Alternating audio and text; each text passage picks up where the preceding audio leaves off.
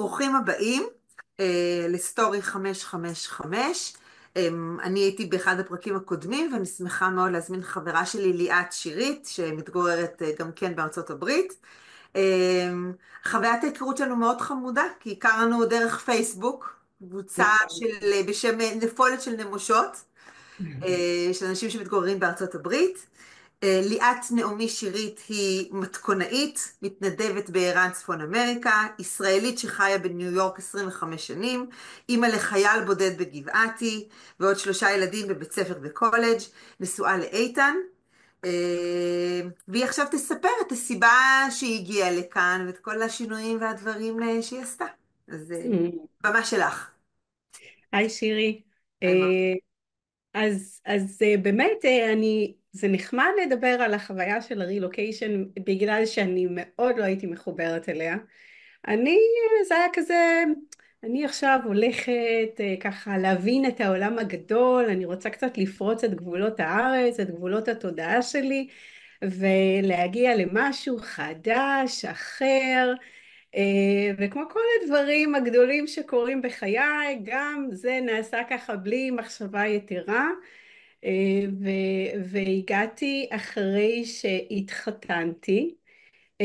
בעלי, דאז חבר שלי, היה הרבה על הקו, הוא ביסס את העסק שלו.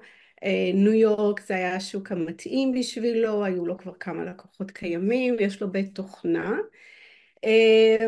וחשבנו, גם כשאנחנו כבר היינו ככה בדייטינג, אנחנו ככה דיברנו בכל על האפשרות הזאת, ויום אחרי החתונה הוא כבר נסע לניו יורק, ואני הגעתי אחריו איזה כמה שבועות. וניו יורק שלפני 25 שנה היא ניו יורק לישראלית, מאוד מאוד שונה מניו יורק של היום. דברים היו הרבה יותר מבודדים, הרבה יותר קשים, הרבה פחות נגישים. היום העולם נעשה כפר קצת יותר קטן, אבל זהו בגדול, זה סיכום ההתחלה. אז כשאת אומרת שזה היה שונה, איך זה היה בא לידי ביטוי? מה אז את ראית בהבדל של לפני 30 שנה והיום? אז אם נחשוב שככה כל השוק של הפלאפונים היה עוד בחיתוליו, אני זוכרת שלהתקשר הביתה היה כזה ביג דיל, היינו צריכים לקנות כרטיס חיוג, ואנחנו מגרדים אותו, ואת יכולה למצוא את הכרטיס הזה רק אצל המוכר ההודי בפינה שם, שאת יוצאת אליה. אז לא הייתה קהילה, לא באמת הייתה קהילה, אלא אם גיאוגרפית ופיזית שמת את עצמך באמצע הקהילה הזאת. מי שבחר לחיות טיפה בשוליים או מחוץ לקהילה הפיזית, די היה מבודד, די היה מבודד, וזאת הייתה הסיטואציה שלנו פחות או יותר. חברנו לחבר ילדות של איתן שהיה פה, ופחות או יותר זה היה מעגל התמיכה שלי. חבר ילדות של איתן ואשתו האמריקאית, אסת הוא.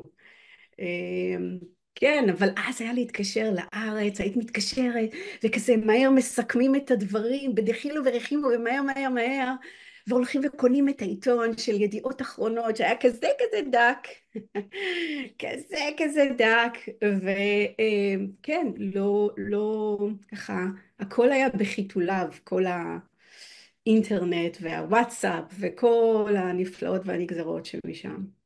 אז את בעצם אומרת שעכשיו הרבה יותר קל כאילו להתחבר לעומת איך שהיה בעבר, אבל אני חושבת שבאמת הרבה מאיתנו מגיעות לכאן בעקבות בן הזוג. ואיך זה היה? אם את חוזרת רגע אחורה, איך זו הייתה התחושה הזאת להגיע איתו, שזה גם כמו שאת מתארת, הייתם גם זוג צעיר ובתחילת דרכו. כן, אז את יודעת, את קונה כרטיס, אבל את לא באמת מבינה את ההשלכות של הדבר הזה. את לא באמת מאבדת את העיבוד זהות, עיבוד שפה, עיבוד מעגלי תמיכה. את תלושה, את באמת באמת תלושה, ואת לא, את חושבת אני אגיע, אנחנו מדברים אנגלית, ארצות הברית, ארץ מערבית לכל דבר, ואז כאילו את מזמינה טכנאי טלפונים אלייך הביתה, ואת מנסה להגיד לו שאת רוצה את השקע פה, פה את רוצה את השקע, ואת לא יודעת איך אומרים שקע, ואת פשוט, את, את, את הולכת לאיבוד בתוך הדבר הזה, את הולכת שנים אחורה, את מרגישה חסרת יכולת, מרגישה נורא נורא נורא, כמו שאמרת לי, תלושה. בסדר, זה בסדר.